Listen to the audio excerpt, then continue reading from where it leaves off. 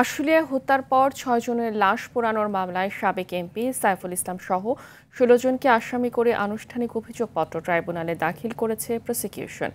এ বিষয়ে আন্তর্জাতিক অপরাধ ট্রাইব্যুনাল ২ এর শুনানি শুরু হবে কিছুক্ষণের মধ্যে। এর আগে সকালে এ মামলায় গ্রেফতার পুলিশ কর্মকর্তা আবদুল্লাহ হিল কাফি, শহীদুল ইসলাম সহ ৭ জনকে ট্রাইব্যুনালে হাজির করা হয়। গত ১৯ জুন মামলার তদন্ত প্রতিবেদন হাতে পায় প্রসিকিউশন। গত বছরের ৫ আগস্ট সাভারের আশুলিয়ায় পুলিশের গুলিতে প্রাণ হারান ৫ জন, একজন গুরুতর আহত হন। পরে ৫ জনের লাশ এবং আহত একজনকে পুলিশ ভ্যানে তুলে পেট্রোল ঢেলে আগুন দিয়ে পুড়িয়ে ফেলা হয়। এ ঘটনায় ১১ সেপ্টেম্বর মানবতাবিরোধী অপরাধের অভিযোগ এনে আন্তর্জাতিক অপরাধ ট্রাইব্যুনালে মামলা করা হয় বলে জানায় প্রসিকিউশন। এদিকে ট্রাইব্যুনাল ১-এ ২২৭ জনকে হত্যার লাইসেন্স পেয়ে গেছি। শেখ হাসিনার এমন বক্তব্যের প্রেক্ষিতে আদালত অবমাননার মামলার শুনানিও হবে আজ।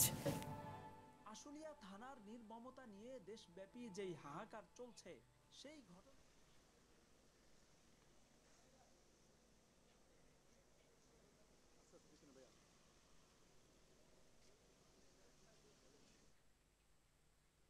এ বিষয়ে জানাতে আন্তর্জাতিক অপরাধ ট্রাইব্যুনালে আছেন সহকর্মী জিএম মাহমুদ, যুক্ত হচ্ছে তিনি আমাদের সাথে।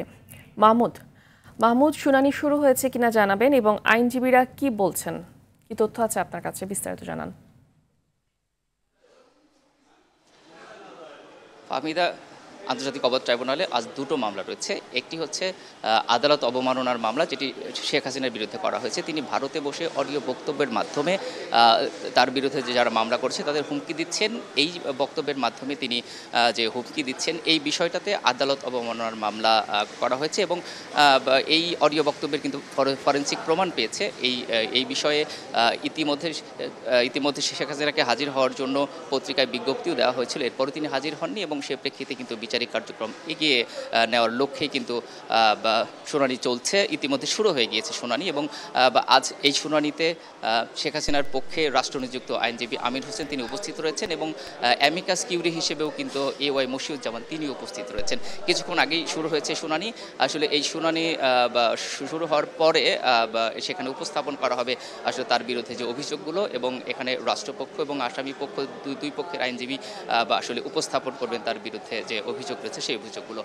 এই শুনানি শেষ হলেই আসলে আমরা পরবর্তী বিচারিক কার্যক্রম কি হবে সেটি জানতে পারবো। আমরা অপেক্ষা করছি। এদিকে আন্তর্জাতিক অপরাধ ট্রাইব্যুনাল ২-এ আরেকটি মামলা রয়েছে, সেটি হচ্ছে আশুলিয়ায় ৬ লাশ পোড়ানো মামলা।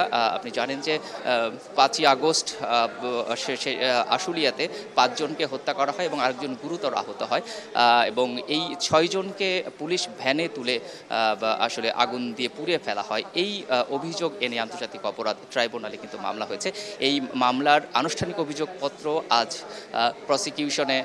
প্রসিকিউশন ট্রাইব্যুনালে দাখিল করেছে এবং এটি হয়তো আমলে নেওয়ার কথা রয়েছে। আমরা জানতে পেরেছি কিছুক্ষণের মধ্যেই এ মামলারও শুনানি শুরু হবে এবং এটি যদি এই আনুষ্ঠানিক অভিযোগ যদি আমলে নেয় এরপরে কিন্তু এই মামলার বিচারিক কার্যক্রম শুরু হয়ে যাবে এবং আমরা যতটুকু জানতে পেরেছি চিফ প্রসিকিউটর এই মামলার উপর বা এই যে অভিযোগপত্রে যে অভিযোগ করা হয়েছে এগুলো আদালতে উপস্থাপন করবেন, আমরা এমনটি জানতে পেরেছি। অর্থাৎ এই দুটো মামলা আদালতে রয়েছে। তো আমরা আসলে পরবর্তী সংবাদে জানাতে পারবো যে আসলে বিচারিক কার্যক্রম এই দুটো মামলার আসলে পরবর্তী নির্দেশনা কি। আমরা অপেক্ষা করছি, আপনাকে নিশ্চয়ই পরবর্তী সংবাদে জানাবো। ফাহমিদা, ধন্যবাদ আপনাকে।